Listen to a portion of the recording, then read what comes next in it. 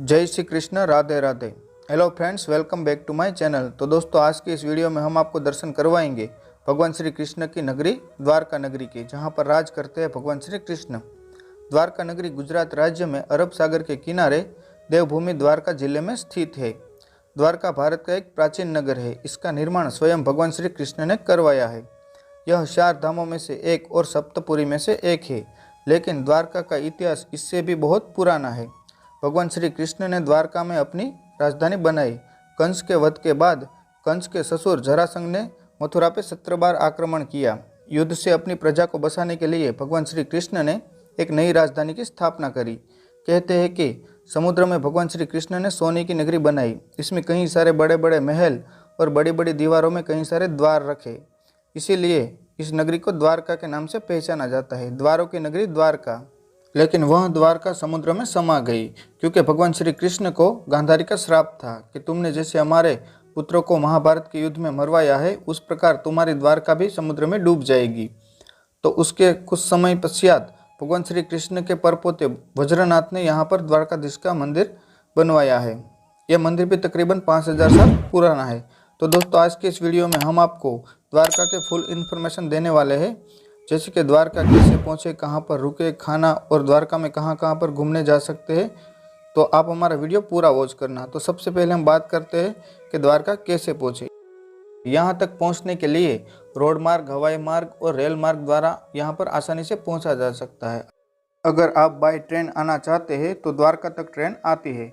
अगर आपके शहर से द्वारका के लिए ट्रेन नहीं है तो आप अहमदाबाद या फिर राजकोट तक बाय ट्रेन आ सकते हैं और वहाँ से आपको द्वारका के लिए ट्रेन मिल जाएंगी। अगर आप रोड मार्ग द्वारा आना चाहते हैं तो राजकोट, अहमदाबाद, सूरत इत्यादि शहरों से गवर्नमेंट बसेस चलती है। अन्यथा आप अपना पर्सनल व्हीकल लेके भी द्वारका आ सकते हैं। अगर आप हवाई मार्ग द्वारा आना चाहते हैं तो यहाँ का सबसे नज़दीकी हवाई अड्डा है, वो है पोरबंदर और जामनगर, जहाँ से आप टैक्सी या फिर बस के सहारे द्वारका पहुँच जाएंगे। द्वारका पहुँचने के बाद सबसे पहले हम जाएंगे द्वारकाधीश मंदिर भगवान श्री कृष्ण के दर्शन करने। लेकिन इससे पहले गोमती नदी में स्नान करना शुभ माना गया है, क्योंकि गंगा के बाद दूसरा सबसे पवित्र स्नान गोमती का माना गया है। तो यहाँ पर स्नान करने के बाद हम जाएंगे द्वारकाधीश मंदिर। मंदिर में प्रवेश करने के लिए मुख्य 2 द्वार है, एक है स्वर्ग द्वार और दूसरा है मोक्ष द्वार। अंदर कोई भी इलेक्ट्रॉनिक चीज़ वस्तुएं वर्जिन नहीं है, तो आप अपनी चीज़ वस्तुओं को यहाँ पर बने लॉकर में जमा कर सकते हैं, या फिर यहाँ पर कई सारे प्रसाद की दुकानें हैं, वहाँ पर भी आप रख सकते हैं।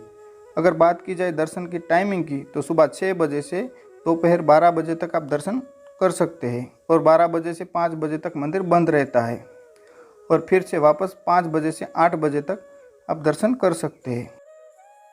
आरती में सम्मिलित होना चाहते हैं तो उसका टाइम है सुबह 6 बजे मंगला आरती और शाम 7:30 बजे संध्या आरती होती है।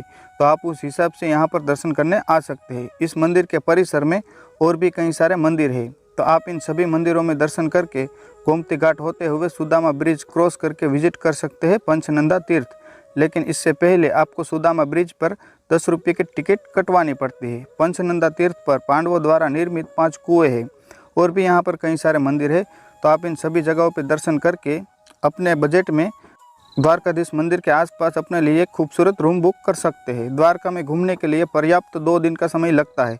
तो पहला दिन आपका यहाँ पर ही निकल जाएगा और दूसरे दिन द्वारका के बाकी बसे धार्मिक स्थलों पर दर्शन करने जा सकते हैं। और शाम 5 बजे के बाद आप जा सकते हैं भटकेश्वर महादेव। वहाँ पर सनसेट का नज़ारा बहुत ही अद्भुत होता है।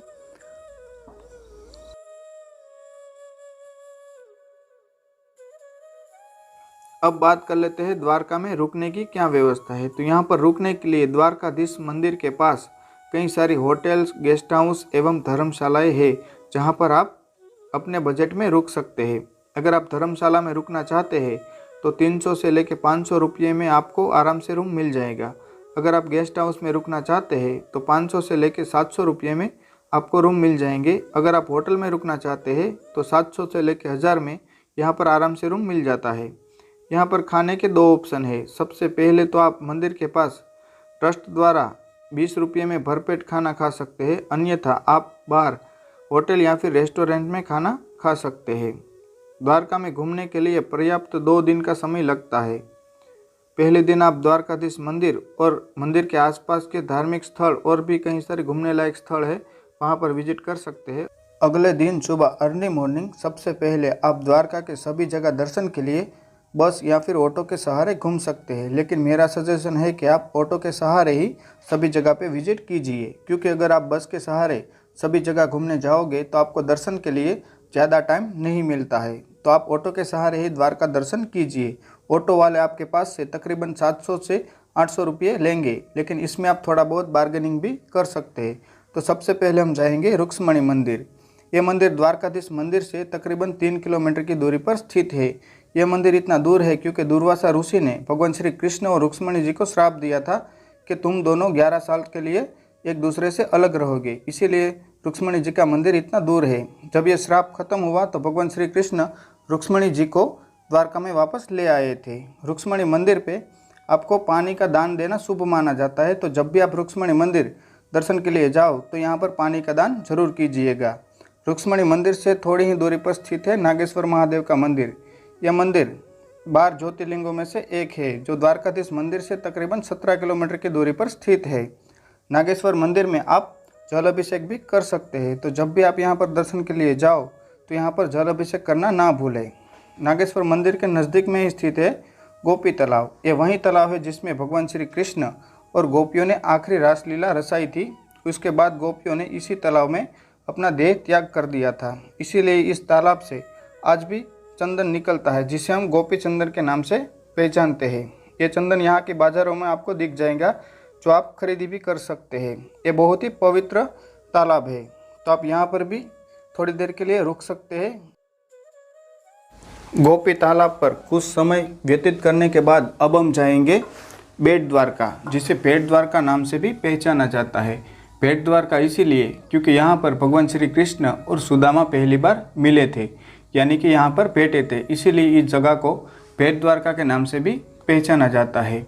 यहाँ पर भगवान श्री कृष्ण रहा करते थे अपने पटरानियों के साथ और राज करते थे द्वारका में। तो अगर बेट द्वारका पहुँचना चाहते हैं तो आपको फेरी बेट का सहारा लेना होगा, क्योंकि बेट द्वारका समुद्र के अंदर तकरीबन 5 किलोमीटर अंदर है। तो आप यहाँ पर फेरी बोट द्वारा ही पहुँच सकते हैं। फेरी बेट की टिकट प्राइस है वो है 20 रुपये पर पर्सन आने के और 20 रुपये जाने के, तो 40 रुपये में आप बेट द्वारका पहुँच जाएंगे। बेट द्वारका में आपको भगवान श्री कृष्ण मंदिर और उनके पटरानियों के मंदिर के दर्शन करने को मिल जाएंगे। इसके बगल में ही स्थित है गोल्डन टेम्पल, जहाँ पर भगवान श्री कृष्ण के जीवन काल में जितनी भी रासलीला रचाई है वो सब इसको दर्शाया गया है। तब गोल्डन टेम्पल विजिट करके आप विजिट कर सकते हैं। वो है हनुमान डांडी, जहाँ पर मकर ध्वज का एकमात्र मंदिर है। यहाँ पर बेट द्वारका में सभी मंदिरों में कोई भी इलेक्ट्रॉनिक चीज़ वस्तुएं ले जाना परमिशन नहीं है, तो आप कैमरा या फिर अन्य कोई भी सामग्री अंदर नहीं ले जा सकते हैं। तो यहाँ पर लॉकर है, उसमें आप जमा करके दर्शन करने जा सकते हैं। अगर बात करें द्वारका में घूमने की खर्चे की, तो यहाँ पर आप 2000 से 3000 में आराम से घूम सकोगे। इसमें हमने बस की या फिर ट्रेन की कोई टिकट ऐड नहीं की है, यहाँ पर घूमने का ही खर्चा हमने आपको बताया है। तो इतने पैसे में आप द्वारका में आराम से घूम सकते हैं। अगर आपको हमारा वीडियो पसंद आया है तो लाइक, शेयर और कमेंट करना ना भूलें। तो चलिए दोस्तों, मिलते हैं नेक्स्ट वीडियो में। तब तक के लिए जय हिंद, जय भारत।